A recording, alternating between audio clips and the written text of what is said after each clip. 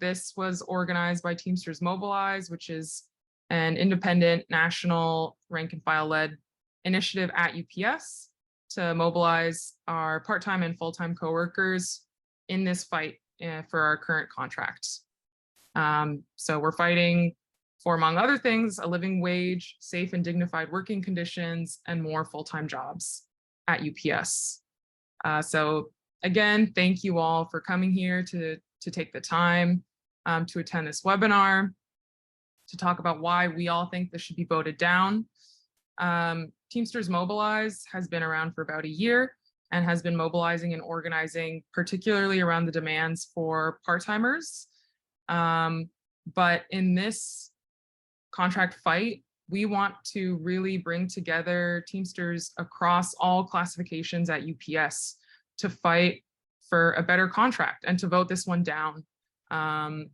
Because, for the last few months, we were led to believe by our union leadership that we had a real and imminent strike threat, that they were ready to really fight for a strong historic contract. But they haven't done that. They backed down. They're pushing, we could call it substandard contract at best. It's really, I think, full of concessions, and they're trying to push it on us and say that this is a historic victory, that Teamsters has changed the game with this contract. We're here to be bold, to stand firmly. We say that we know our power and we know that we deserve better than this.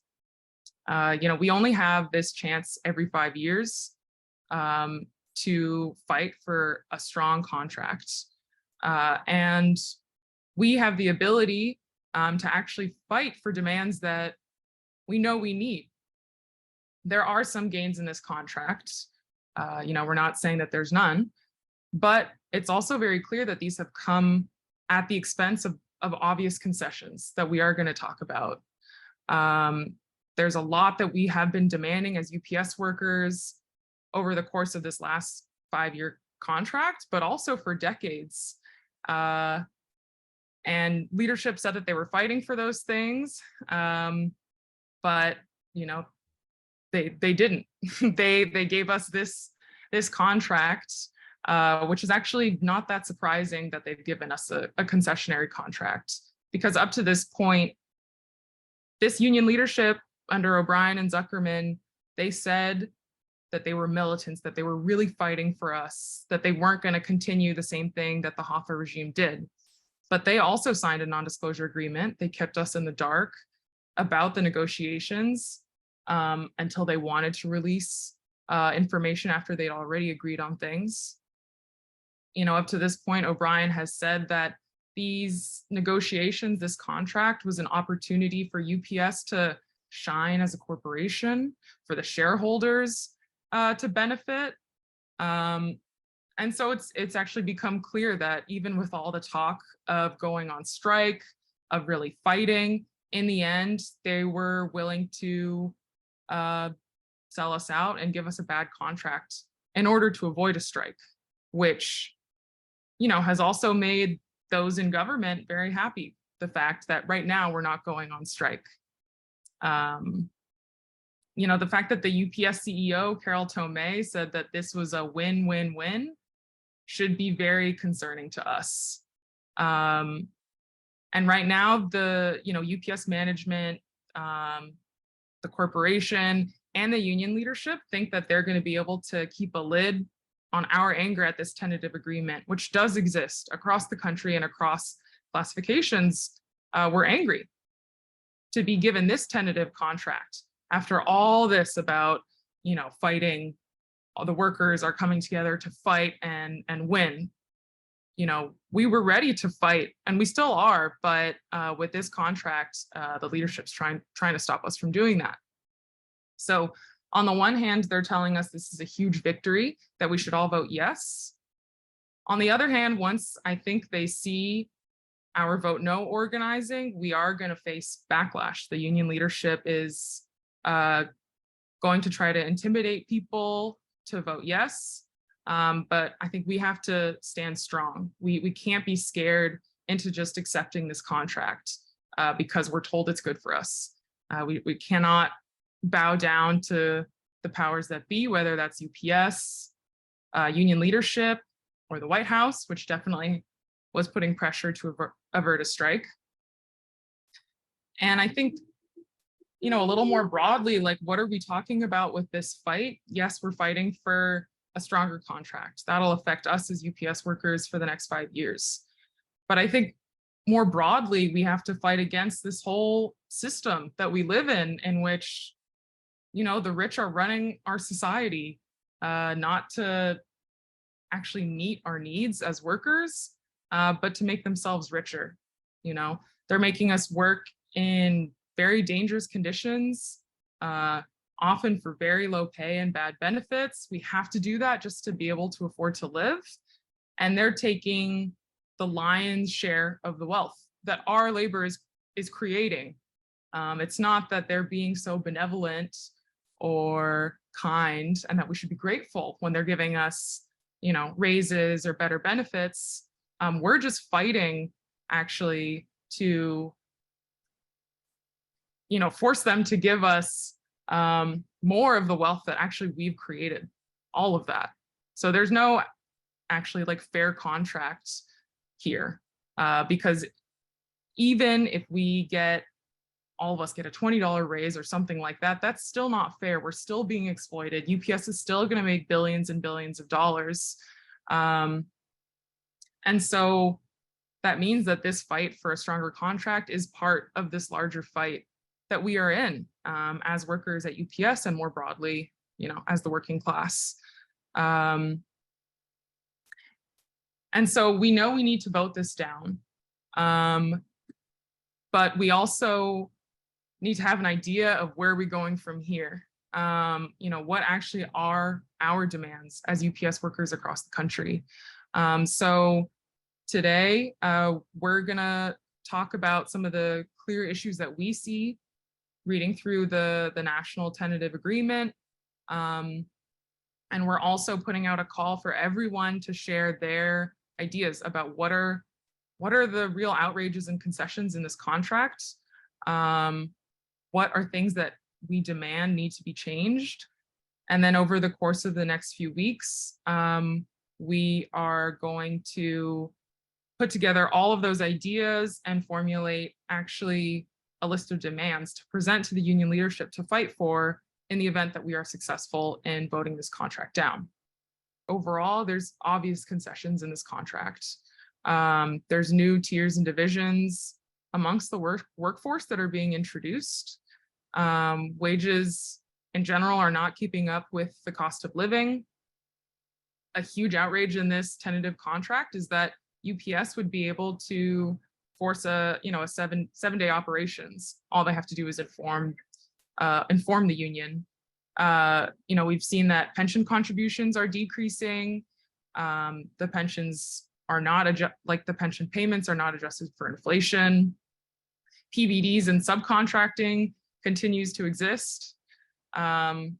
So there's a lot of issues that we're going to be talking about. We're about to hear from rank and file workers from across the country about these issues and why we should vote no.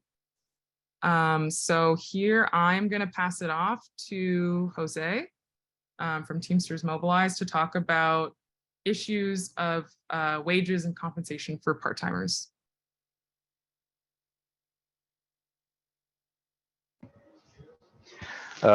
Good afternoon to everybody. My name is Jose Francisco Negrete. I'm out of local 952 out here in Orange County. Well, concerning part-timers. Now, I want to start off with how much new hires will get once they go into UPS, once they get hired in. And any new hire that's not at 21 will be at 21, and that's it, nothing else. So new hire progression, 2023, they'll start off at 21. 12 months later, they'll be at 2150. 24 months later, they'll be at 22.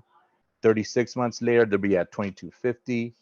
And 48 months later, they'll be at 23. If we compare this to the 2018 contract, new hires received in 2013 they received $13. In 2014 they received $14. In 2015 they received $14.50. 2016 they received $15. In 2017 they received $15.50. So the 2018 contract has 50 cents more for that they gave to the new hires compared to 50 cents less, which is $2 for the new hires in this tentative agreement. And then another thing that outrages us part-timers, especially us senior part-timers, is the longevity.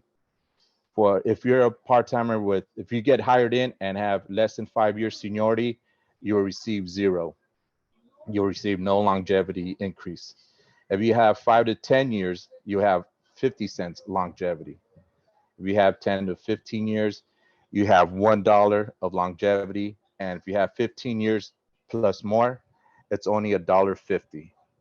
So that right there is not sufficient enough. That does not reward our commitment and dedication to this corporation. Some of us worked through a pandemic during that time, and I don't see any of this reflective of what we gave this corporation during a time of uncertainty and fear. Also, part-timers are still getting a daily guarantee of 3.5. A lot of us proposed 4 to 5 hour daily hour guarantee, excuse me. And obviously we did not get that as well.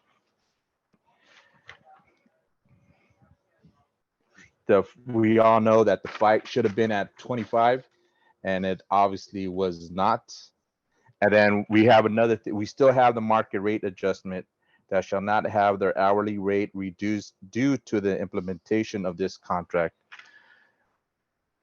Last year, a lot of talk was about how the corporation took the MRA out of members' hands who are in the specific areas, respective areas that were receiving MRAs. My hub, we did not receive an MRA. Our sister hub in Laguna received an MRA, then it was taken back. So we still have an MRA, which is subject to the corporation, which they want to implement. It's their way of saying we pay poverty pay, and that's why we have to increase our pay, because it's basically poverty pay. So we see this as still as the part-timers being left out on the contract. And then part-timers are still we're having another tier, which we have multiple tier wage system inside our contracts. It's not fair that part-timers have to, once again, part-timers issues and concerns are kicked down the road another time. I'm tired of hearing this we can't get everything we want in this contract, but we sure as hell could fight for everything we want in this contract. And if UPS at the end of this year, in January, excuse me, when they release their yearly report, and they make between another 12 to 13 billion in yearly in profit revenue, and then next year around this time we find out in their second quarter earnings that they're between 3 to 4 billion in earnings, then we will know for sure that we did not fight hard enough for what we could have received. And then I'll pass it off back to Audrey. Well, thank you, Jose.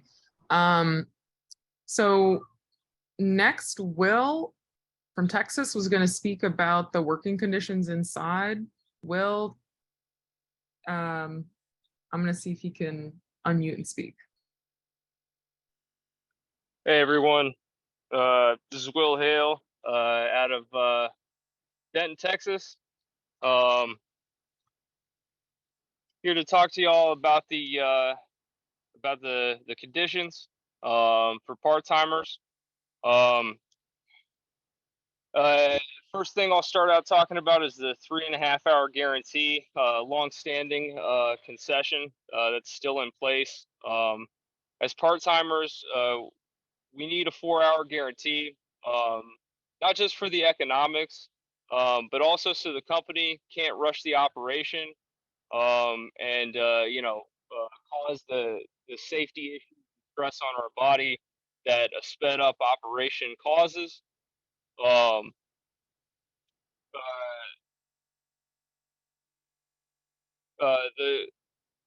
there's also the issue of no forced overtime language for the part time. Like many people in this economy, we're cobbling together a living with another job, sometimes 3 jobs. So without forced overtime protection, we're risking being fired from UPS or our other job. And this largely is forcing us part-timers into the gig economy. When the 7-day work week starts, there will be part-timers who work as there'll be part-timers who work Sunday, and give, given the seniority and this ask from the top, push from the bottom, most seniority workers won't opt to work the Sunday shift. Won't opt to work the unfavorable schedule, right? So the workers who were brought in after this TA is ratified, if we don't vote it down, they will be the ones who will be working on Sunday. They will be the ones who will have the wages capped. So with the capped wages, with the least favorable schedule, this can be seen as an obvious tier, no matter how people want to characterize it. In Article 18, Section 27, the IVT has put language around extreme heat in place. This language is tantamount to the IBT simply signing off on the laughable cool solutions training that we all have to take, and it's nothing more than that. We need stronger heat language in the building. I think we need physical thermometers in the building, and we need a second break when when temperatures reach a certain level, so our bodies can rest, so we can go get hydrated, so that we can go seek cool areas. Um, uh, Along with that, we need better ventilation in the buildings. If they're going to retrofit the package cars, they need to retrofit the building with better ventilation as well. Not just for the heat, but because we also work around fumes. I think most of us know what it is. Work um, around noxious air, because the drivers are starting early and launching early and starting those trucks up while we're still working, while we're still on the clock, and filling that up with that exhaust fume. Also not mentioned in the language is extreme cold. Um, we've all worked in a freezing environment, where the company has not put in the proper amount of heaters, or in some cases not put in any heating infrastructure. Um, and we also need the company to not just heat, not just cold, not just air quality protections, but we also need noise abatement protection. Um, the noise of the sort um, destroys our eardrums, just like the speed and intensity of the sort. Um, you know, destroys our bodies joints. We're gonna have to live under this contract for 5 years. Um, there's no reason why we should not try to get the strictest language possible in the contract. There's no reason why we shouldn't fight as hard as possible. We're going to have to live under it for the next 5 years. The company is going to try and squirm out from under, find loopholes in our contract. They're going to try and find places where um, uh, they can exploit the grievance procedure and just you know, bog us down in bureaucracy. So we need to fight for the strictest language possible right now. So because, you know, the company, they're going to hold us to this for the next 5 years. Um, and you know, conditions in the environment, things are just going to get hotter. Conditions in the economy, rent is just going to go up. And inflation, you know, the price of eggs, the price of gas, that's all just going to go up. So right now we have the opportunity to get something on the books that is actually going to help us survive the next 5 years. And a contract that is, you know, just good enough, it's not good enough. It's not good enough for part-timers. It's not good enough for full-timers. All right. Thank y'all. Thank you, Will. So next we are going to hear from Nick, who is a driver out of Seattle, about some of the main issues that are faced by the package car drivers, the RPCDs, and 22-4s who will become RPCDs. So I will pass it off to Nick. Thanks for having me here today. Yeah, my name's Nick Jones, 224, and then Local 174 up here in Seattle. Yeah, and I'm really excited to be part of, you know, helping build a campaign to vote no, win the strongest contract that we all know we deserve, because the company, you know, made 13 billion last year alone, more than 4 times they're making in profits pre-pandemic, on top of 10 billion in stockholder buybacks just last year. We know that there's tons of money still on the table from this company that is raking in the profits and sending as much as they can just into the pockets of the people that are already the most well off, you know, shareholders like BlackRock, for instance. They're making, you know, record profits year over year, and they're making them all obviously through our sweat and muscle. Everyone here who's a Teamster working day in and day out. I think we deserve a lot more of that pie.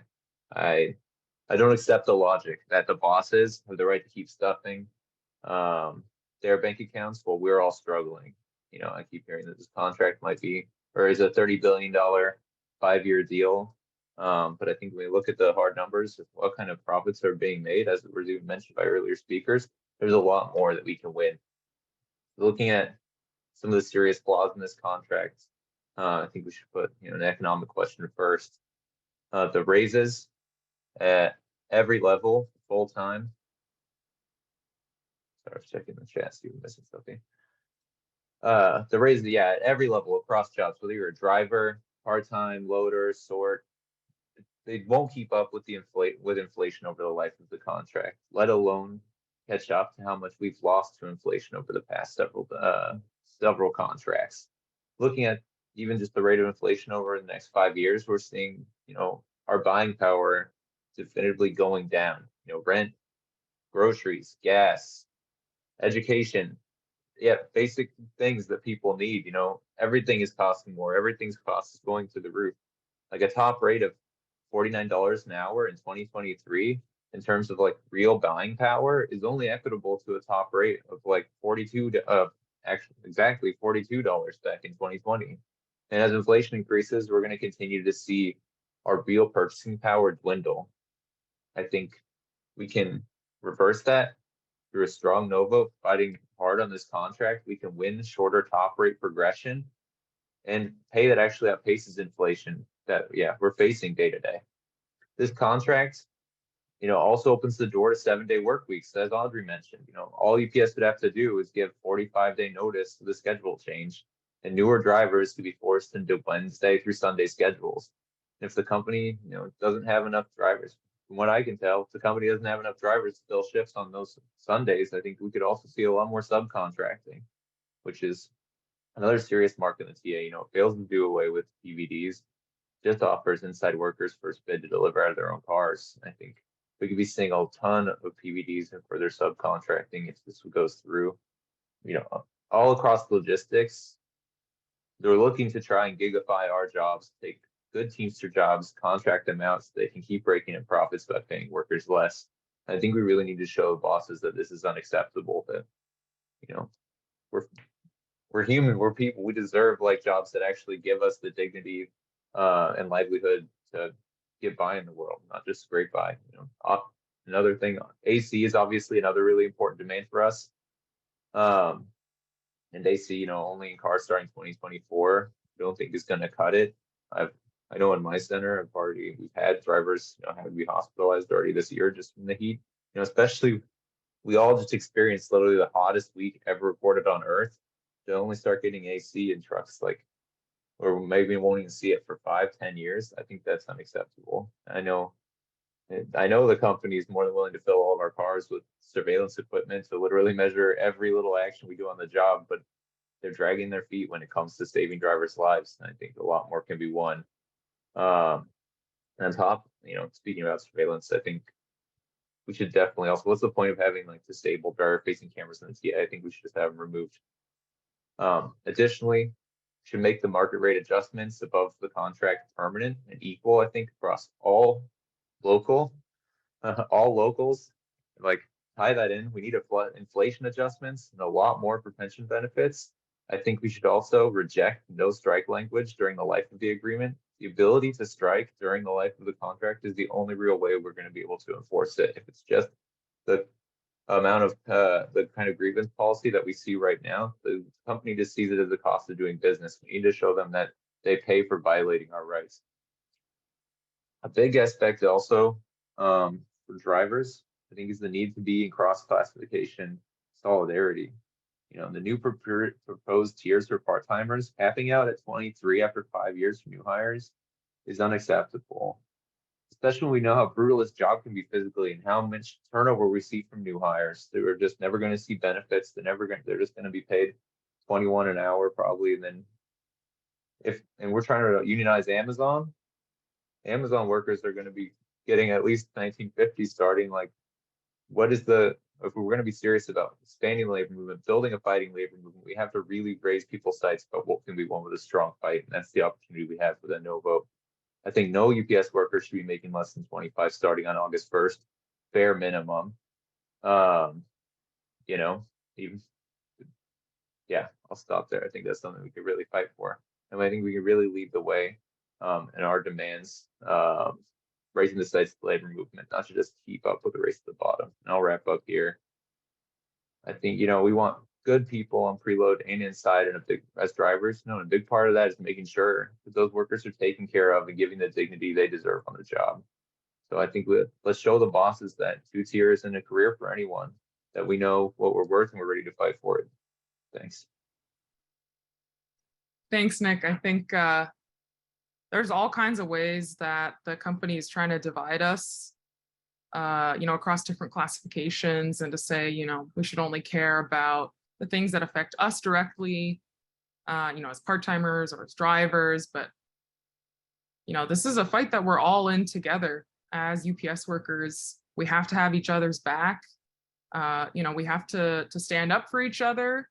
We have to vote this contract down in order to fight for the demands of others, even if these things don't directly affect us. Like Nick is saying, it's important for drivers to be fighting for part-timers, for part-timers to be fighting for drivers. I think we gotta have that solidarity in this fight. Otherwise we can't win. Great. So now I'm going to pass it off to Matt, who's going to be speaking about all kinds of things with the pensions, which are a huge issue across the board that we're seeing with this tentative contract. Some issues that have been issues, like the fact that the pension benefits, payments are not adjusted for inflation, but also some new concessions that are part of this tentative agreement. So I will pass it off to Matt to introduce himself. Hey everyone, Matt Capigrati here. I am a steward at the McGee Tyson Airport in Knoxville, Tennessee. A proud member of Teamsters Local 519. I'm going to talk to you about pensions, which there seems to be a good bit of confusion about. So I'm going to do the best that I can to try and clear up some outstanding issues about that. But before we start talking about whether or not the pension increases and the changes that we've had to the pensions are adequate, let's talk about just how much the pension actually costs for UPS. The pension for full-timers, it's pretty difficult to get an accurate read as to how much that actually costs them as a company. But what's not difficult to get a read on is how much it costs them to have a pension for part-timers. In fact, they claim to pay out tens of thousands in benefits to us annually to each part-timer. It's a big bragging point of theirs. But the fact of the matter is that you've got to be at UPS for at least 5 years just to get vested in the pension and to be entitled to receive any payment in the future during your retirement anyway. And as we all know, there's absolutely sky-high turnover at UPS, and so few part-timers ever even get this far. So just looking at the proportion of people in UPS who are even within striking distance of actually meeting a retirement milestone, that's like 15% of the people compared to the other 85 of people who have 15 or more years of service. And so essentially what we can determine from this pretty easily is that UPS never has to the part-time of all the part-timers that come through UPS, the overwhelming majority of them never see a dime of the money that UPS contributes to their pension. And so, just simply based on that, we can determine that the part-time pension is not costing UPS very much money at all. Next slide.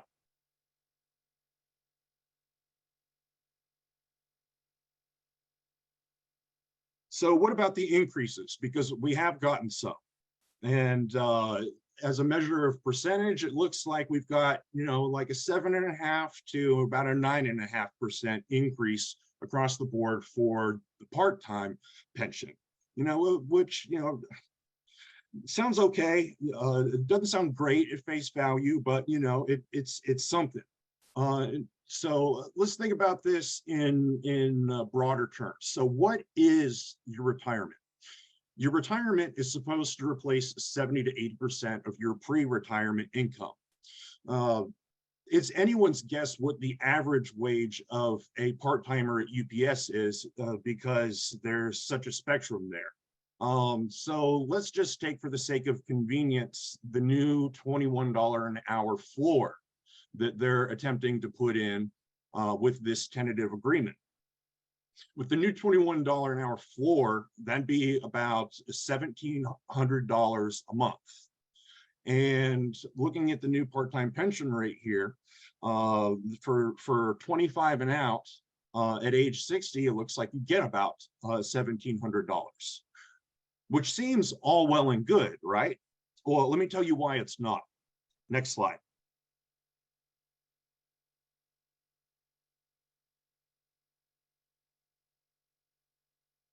Because you're not going to be making the floor when you retire. You're going to be making,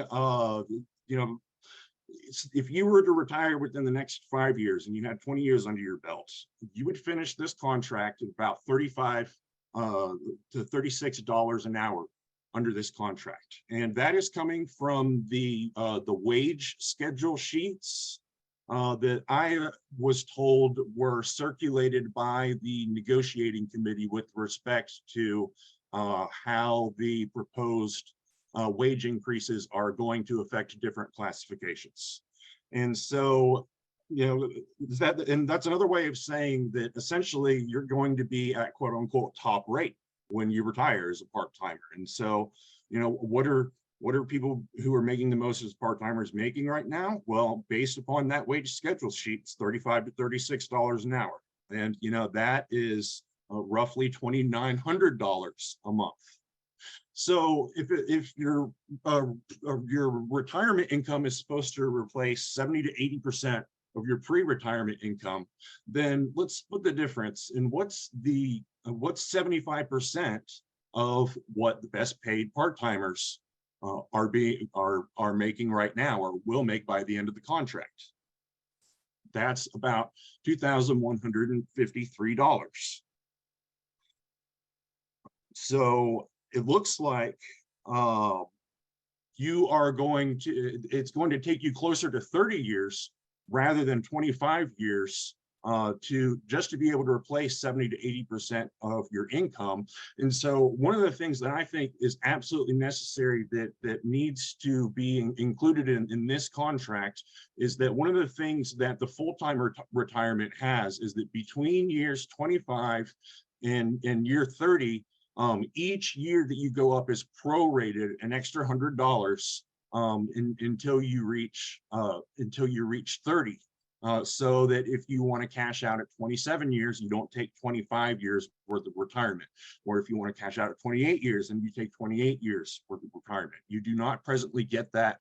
I think that part-timers deserve the same, so that everybody doesn't have to spend 30 years of their life at UPS just to be able to get half of what they need to have a dignified retirement in old age. Next slide.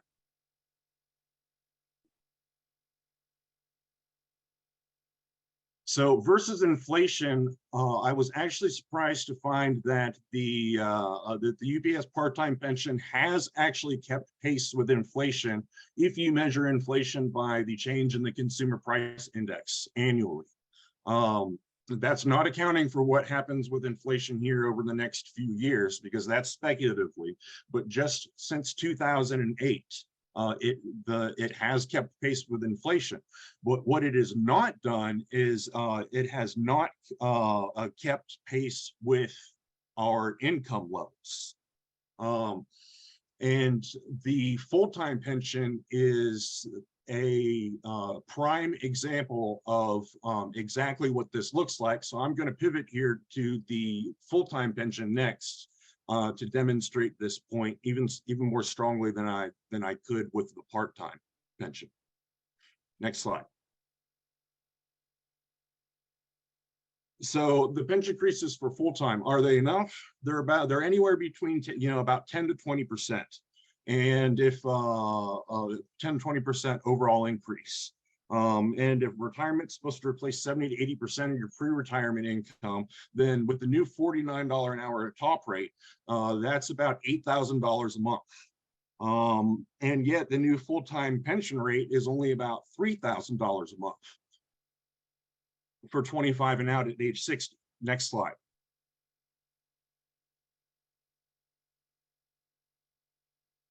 And if you look at the history of all of this, going back to 2008, they actually have not raised the 25 and out for like 15 years, for 3 contracts until now. So the fact that we're just getting like a 16% and a 20% bump here is long overdue.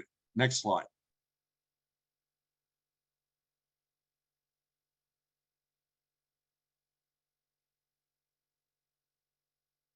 So just based upon the new $49 an hour top rate, the UPS full-time pension, and this is just the what is formerly the Central States Pension Fund. This is the joint UPS IBT full-time pension fund.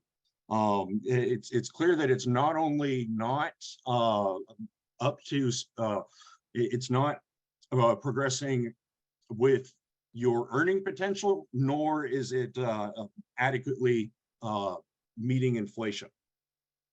Next slide.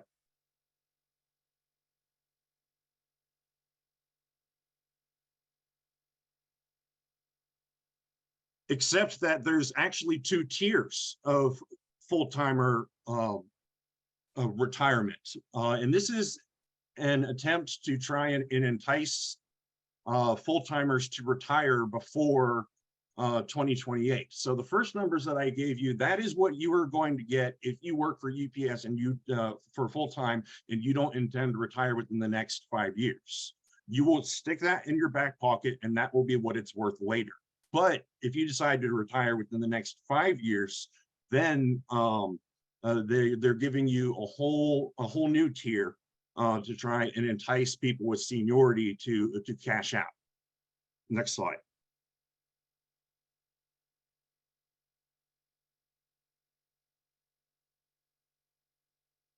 So with this new schedule, we do get closer to the pension package actually keeping pace with your rate of pay. But why are we giving that to one group of people and not another? Why is this not being offered uniformly across the board? Next slide.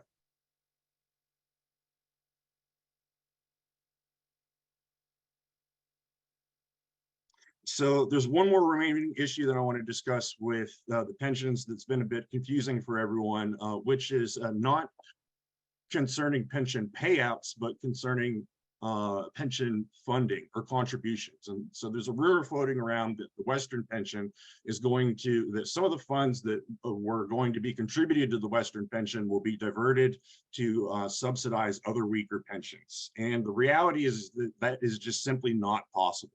It's not legal to do that for any pension fund to give money to another fund, and the contract treats every pension fund by the same rules. So it's not possible for this to happen with any of the other ones either. Next slide.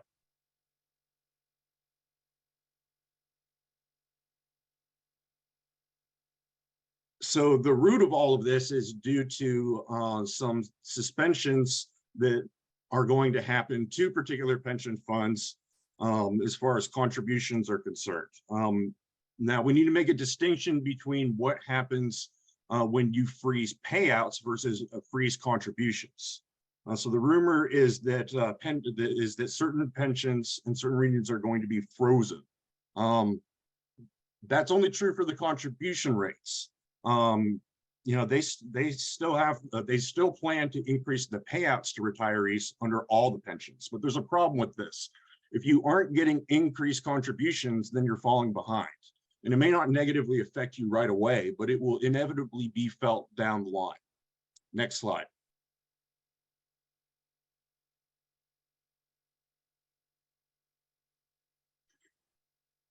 And where the big problem comes in with this is that, who's making these decisions and who's on the receiving end of them, because you can use this as a political tool to punitively punish people that disagree with you if you're the IBT, and which appears, at least in certain instances, to have happened now already with some of the areas whose pensions are going to be affected. Keyword being appears to be. We still have yet to hear from the IBT exactly what the criteria was for everyone to have these changes imposed upon them, but the possibility is still there, and we absolutely must reject the possibility for that. And then on the flip side, in cases where allies of the current administration, their pensions take a hit. This could also be an example of a weak local leadership letting members take on that risk so that, for instance, a principal officer or someone could please the IBT and maybe possibly get promoted. And so in order to prevent this, we absolutely need transparency about the criteria for these freezes. Next slide.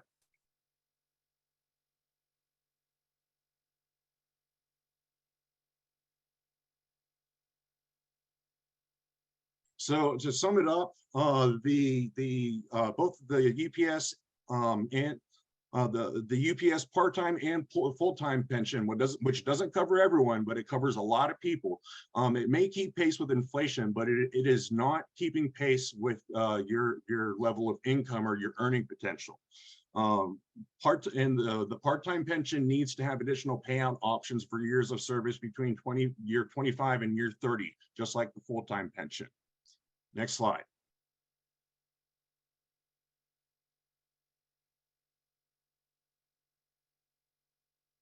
And then, of course, other pensions are always a toss-up. And this is part of the long-standing problem of the disparity between pensions and between supplements more broadly. For those who are going to have pension contribution freezes, those are going to be felt sooner or later. You know, it may not be now, it may not be 2-3 years from now, it may not even be 10, but we deserve answers about exactly why that's happening the way that it is, so that no politics are involved and everything's above board and straight up. And the last thing I will say is I will leave you with this, is that if these contracts are so good, they will absolutely sell themselves. Nobody will have to do a bunch of shilling for them. They'll just they'll speak for what they are. But if they don't, then you absolutely also have the right to speak in your own voice, and don't let anybody tell you otherwise. So I didn't get the impression, you know, nobody's denying that gains were made in this contract, they were, but I did not get the impression that the offer that UPS has made us, that they really had to dig deep for, that they were made uncomfortable by. And we get an opportunity to really press these companies once every 25, maybe even 50 years. And the time is now, and we would be stupid not to press it to our full advantage. So that's why I'm voting no, and I encourage all of you to do the same. We left too much on the table, and it's time to get what we deserve. Thank you, Matt, for that breakdown and for some words about why we need to fight. You know, we have, I think, no choice, and we have to take the situation into our own hands. We don't have to accept what the IBT has given us. Oh, and I just wanted to note, actually, those few slides that just passed, there is a campaign that's being run. It was started by some feeder drivers in Minneapolis for COLA, for the pension benefits. So they've had this campaign called No COLA, No Contract. They have a website with more information that you can check out. Obviously, this is a huge issue. I mean, it's ridiculous for us to have to accept that when we retire, our benefits will be worth less and less every year. That's not acceptable, and we should absolutely fight for that to change in this contract.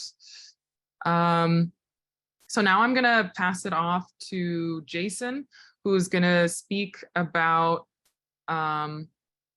you know, what we can look forward to with this campaign. What can we expect with this fight? How can we win it? And then how you all can get involved here and now.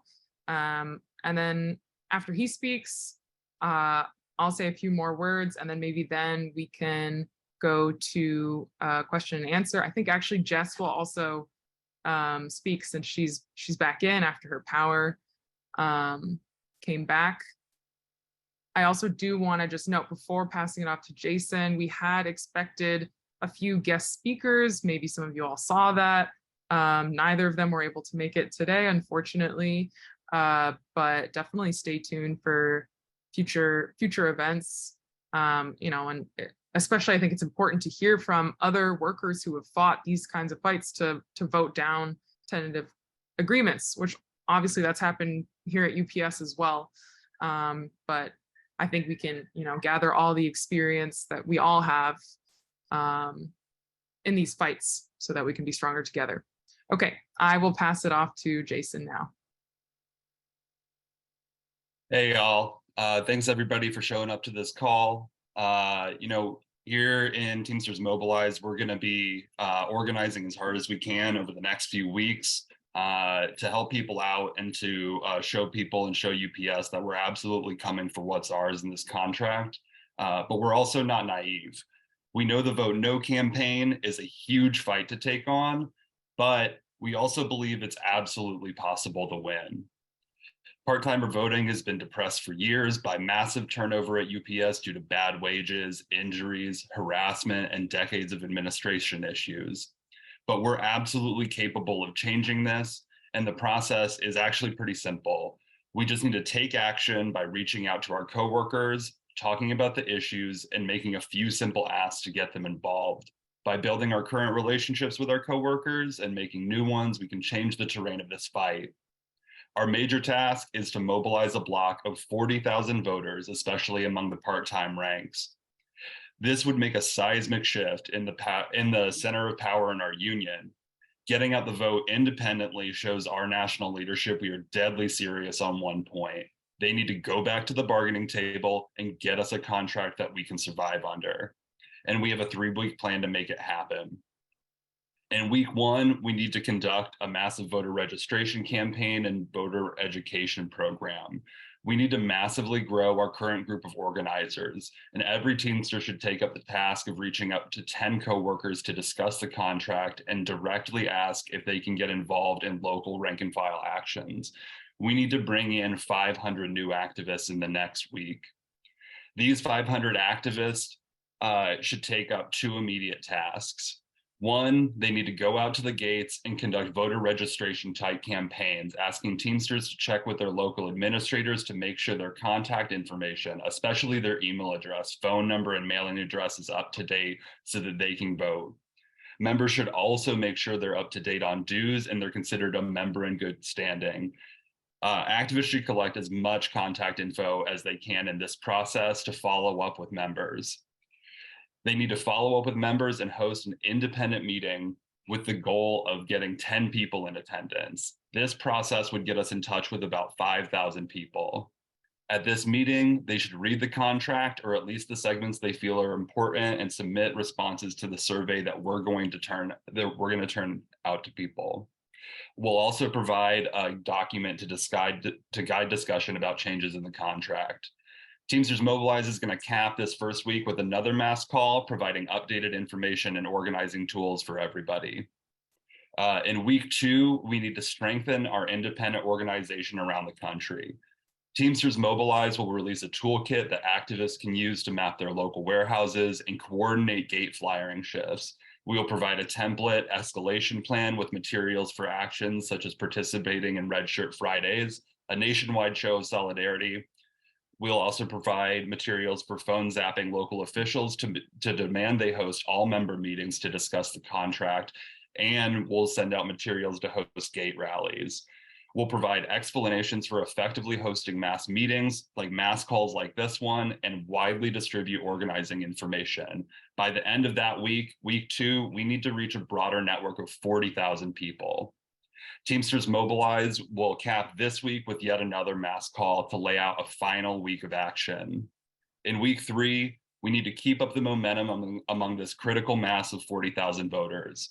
At this point, we know just our Teamsters Mobilize members will be beyond our capacity to directly follow up with local voters, and what happens the rest of the week will depend on the strength and motivation of local organizers.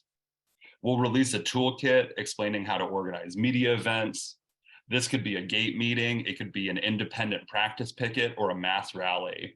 But all of these need to raise the potential of a strike back into the public eye and put massive pressure on UPS and Teamster leaders to get us a better contract. As a network, we need to share positive media attention back to our coworkers and fellow members, our brothers and sister Teamsters. In doing so, we'll close the loop, reinforcing that our members are a part of a diverse mass movement around the whole country, and push back around the International Union's own advertising campaign about this being a historic contract. At the end of week 3, it's our final push. We need to reach out to every member we can to ask them to vote no. and send our members back to the bargaining table. All right. Great, thank you, Jason. I'm gonna pass it off to Jess now to share some words about this fight. Hey, everybody. Sorry I got cut off earlier. I came to town so I could finish the call. I just want to say that we stand with all Teamsters. We want to make sure that everybody's particular issues within their classification is addressed. While this contract is an improvement, it pales in comparison to where it should be. That bar needs to be raised to provide a dignified and respectable contract proportionate to the value our labor generates. We want to give our members a thriving quality of life. That means more time with their families, protections against those overtime, protections against harassment, retaliation that we face on a daily basis. And we want wages equivalent to wages of 1982. The part-time and the full-time wages still fall short of the buying power that we held in 1982. This company's value has grown tremendously. Why is it that only their value is growing and ours isn't even maintaining? If we had those same equivalent wages, full-time drivers today would be at $48.35. New hire part-timers would be at $26.84. And that is the minimum that we need to accept. We need to demand that we have a minimum of the buying power we had in 1982, 40 years ago. So yeah, that's pretty much all I've got to say. And I feel strongly that we all deserve better. And I'm willing to fight for that. And, you know, I hope that everybody knows their worth and knows that they're worth more. And if you don't believe that, go check the profits. That's your sweat. That's your tears. That's your time away from your children. We need that value returned to us so we can take it home to our families.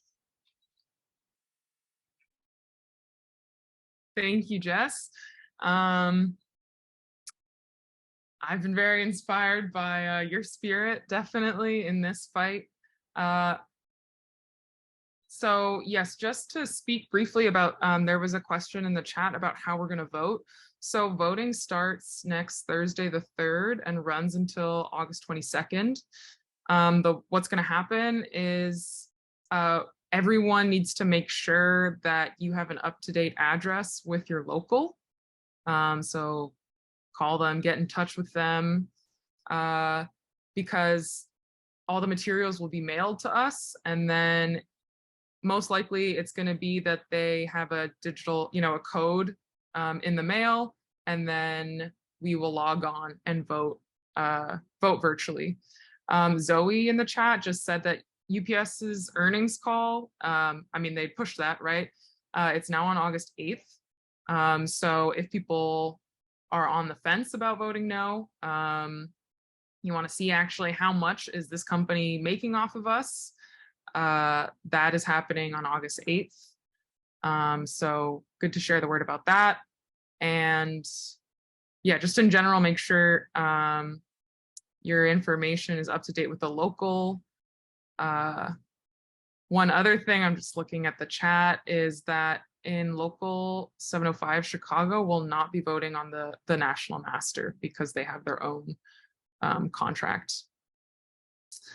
So just a few kind of things about next steps. I'm going to put a few links in the chat. So one thing here, and also I'll just mention, these are on the Teamsters Mobilize website. The Vote No campaign links, maybe someone can drop that in there. This document is something that members of Teamsters Mobilize have been working on to look through the tentative agreement, see what stands out as issues, and then also write what our demands are. But this is a work in progress. We really want to be working together as UPS Teamsters across the country to figure out, you know, what actually do we need to be fighting for in this. So given that, this is a survey that we put together, first to ask you just some information about where you're at, your classification, you know, what local you're in, so that we can reach out about future local level calls and organizing. And then the rest of the survey, there are different sections for different parts of the contract, like wages, benefits, etc. So we're just asking for people to share all of your thoughts on the tentative contract and what you think needs to be changed.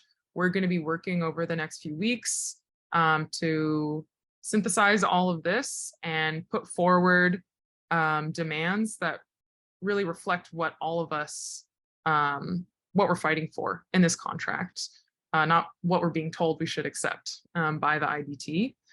So that is also on the Teamsters Mobilize website in case you can't get it from the chat right now. And I just want to say, I think we can win this.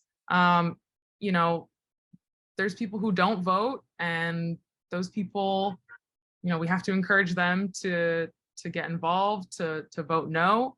But for everyone who is already planning on voting, I think, you know, even though we may have different views on just how bad this tentative agreement is, I think we can agree that we absolutely can demand more. I think just in general, like, we're always being told we just have to accept whatever is given to us, that we just have to accept the fact that when we clock in, our supervisors are going to screw with us, they're going to yell at us, we're going to have to be working in dangerous working conditions. And that with our union, with our national leadership and our local leadership, that we just have to accept however they're running things, you know. And I think we should not, and we cannot. If we do, I mean, we can see what the future looks like for us. We've seen what these decades of concessionary contracts have done. I think, you know, we can see that this contract is also full of concessions. We shouldn't accept it. And just in general, we should know that we do have power together when we stand up and we fight. And, you know, this contract fight is part of the larger fight that we're in. We don't actually even have a choice of whether or not we're in this fight, because every day, you know, we're being exploited at work. That's something we don't have a choice in. And I think that's something we need to be fighting against. We shouldn't just accept that this is how things have to be, that this is how the society is going to be run. You know, that all the people at the top just live off of our labor and dictate how our lives are and what our future is. I think we can't accept that. And I'm very excited about this vote no, because, you know, there's a lot of eyes on our fight right now as UPS Teamsters. There's been a lot of media coverage. We've all seen it. And right now we have the ability to actually put forward and push what our experiences are and what our demands are as the workers. You know, the union leadership is not speaking for us because they're saying that this is a historic victory, as you know, has been mentioned a few times on this call. I think it's worth repeating just because it's so arrogant that they think they can say that and we're not going to fight back against that. And we need to show other workers across the country that we're not afraid to stand up in the face of there's going to be a lot of pressure on us to vote yes, and for people to feel scared and intimidated. Yeah, and this is not some stuff in the chat. This is not UPS's last, best, and final offer. I mean, Carol Tomei said this was a win-win-win, right? That's not something we should be okay with. The fact that the CEO is cheering for this contract means that we need to be fighting more. So yes, that is pretty much the end of what we had prepared. I'll just repeat a few things for next steps. So if you can please fill out that contract survey, that would be great. There's definitely an opportunity for people to get involved in national level kind of committees to keep organizing this campaign. We need people to get involved. So if you have the time and interest, please let us know. We will have another set of calls like we're doing today in English and Spanish at the same time. So we will send out new links and information for that. We'll put that out on the website and social media and send it out to your emails. And then we will also be holding regional level discussions on supplements, which hopefully are mostly out for us to look at now. So we'll reach out to you based on your local number that you put in the contract. Yeah, again, there's the website for finding out more information, materials. Please reach out with any ideas that you have about how you want to get involved. And I will leave it at that. If any of the other panelists want to unmute and put their camera on and say anything, please feel free.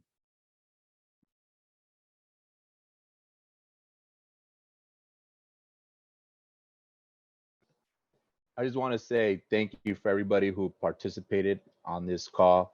I know there's a lot of RPCDs that stand with us, that stand with this contract that we all know doesn't address the issues of the day. The IBT has been saying they gained 30 billion from this contract, but we know that 30 billion is going to be eaten up by inflation and by the high cost of living. $21 does not help a part-timer in places like Boston, New York, Chicago, Oakland, San Francisco, and Southern California, where the cost of living is high.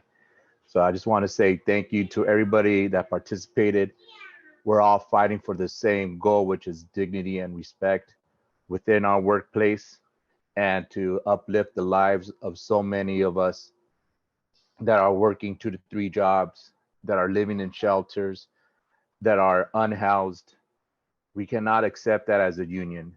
That's a black eye for us as Teamsters, knowing that we have our own fellow brothers and sisters living in these conditions. So, like the panelists said, my fellow brothers and sisters from Teamsters Mobilize, I am recommending a no vote. And I'm so appreciative of the fact that we have some RPCDs here who stand with us, because for so long, RPCDs and part-timers have been divided by management and by our own union officials, our own position holders. But that time of division, we have to fight it at every turn. We cannot no longer be divided. An injury to one is an injury to all. And I want to say gracias and let's vote no.